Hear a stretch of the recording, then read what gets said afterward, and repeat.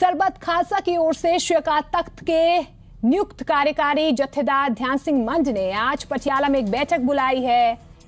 इस बैठक में सिख प्रचारकों, सिख बुद्धिजीवी और पंथ हितैषियों के साथ मंड पंथक मुद्दों पर चर्चा करेंगे। बैठक में श्री गुरु ग्रंथ साहिब जी की बेअदबी की लगातार हो रही घटनाओं को रोकने को लेकर यहां पर मंथन किया जाएगा।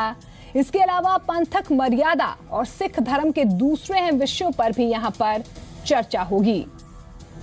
तो आपको बता दें कि सरबत खालसा की ओर से श्री अकाल तख्त साहिब के नियुक्त कार्यकारी जत्थेदार ध्यान सिंह मंड ने आज पटियाला में एक अहम बैठक बुलाई है।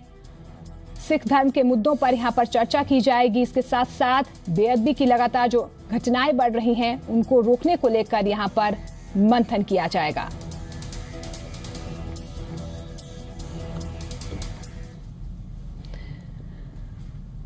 और इस बैठक में क्या कुछ खास रहने वाला है, मेरे सहयोगी हरप्रीत धालीवाल मेरे साथ जुड़ रहे हैं पटियाला से। हरप्रीत, कितने बजे तक ये बैठक शुरू होगी? कौन कौन से अहम मुद्दों पर इस बैठक में चर्चा संभव है? देखिए मोनिका, वैसे तो इसका प्रोग्राम 1 बजे से ऑनवर्ड रखा गया है और ये माना जा रहा है कि अकाल तख्त के कार्यकारी जत्थेदार ध्यान सिंह मंड और दमदमा साहब के जत्थेदार बलजीत सिंह दादूवाल और अनंतपुर साहब के जत्थेदार अमरीक सिंह अजनाला, ये तीनों जत्थेदार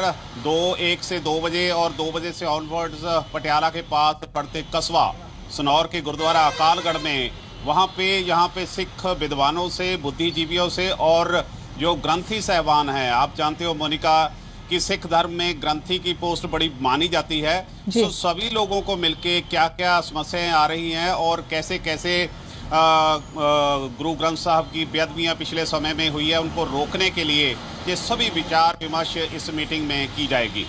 बिल्कुल हरप्रीत, जिस तरह से दस्तार के मुद्दे पर हाल ही दिनों में कहीं ना कहीं पंजाब में लगातार सियासत देखने को मिल रही है, क्या इस मुद्दे का असर भी इस बैठक में हो सकता है? उस विषय पर भी चर्चा हो सकती है? बिल्कुल हो सकता है, क्योंकि पिछले कुछ समय से जब से मोनिका, अगर मैं आपको थोड़ा पीछे ले जाऊं तो ये जब जून 2015 में बरगाड़ी साहब के पास जवाहर का गांव से श्री गुरु ग्रंथ साहब की जो गुरु ग्रंथ साहब का स्वरूप चोरी हुए थे, उनके बाद पिछली सरकार का कोई काम ना करना और उसके बाद जब बहबल कला में गोलीकांड हुआ तो तब भी पगड़ियों की नरादरी हुई थी। तो लगातार पिछले कुछ समय से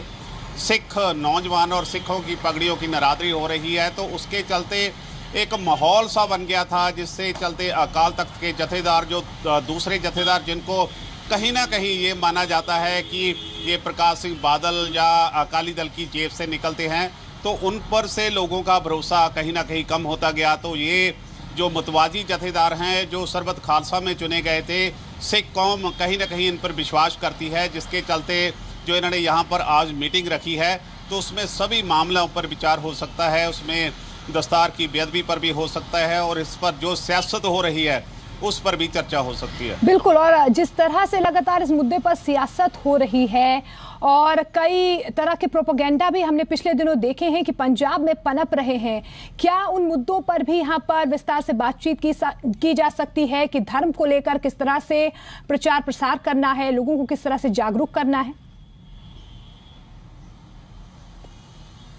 डेफिनेटली, बिकॉज जो जैसे मैंने पहले आपको मोनिका बताया कि जो सरबत खालसा में चुने गए जत्थेदार से सिख कौम कहीं ना कहीं उन पर विश्वास करती है, जिसके चलते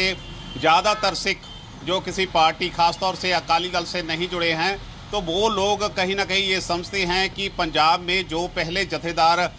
चुने जाते थे, जो पॉकेट में से निकलते थे या जो चिट्ठी के द्वारा चुने जाते थे, वो अपनी बनती ड्यूटी वो पूरी नहीं निभा सके हैं, जिसके चलते अकाल तख्त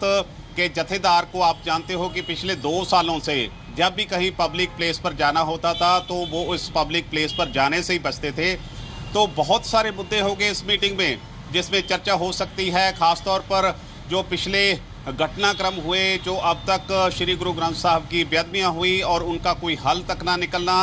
अब जो जस्टिस जोरा सिंह का जो कमीशन बैठा है वो कैसे काम करेगा या क्या कर रहा है, ये सभी मुद्दों पर सिख जो बिल्कुल, तो कई अहम मुद्दे हैं जो इस बैठक में उठ सकते हैं और इन पर यहाँ पर चर्चा संभव है। हरप्रीत, फिलहाल इस तमाम जानकारी के लिए बहुत बहुत शुक्रिया।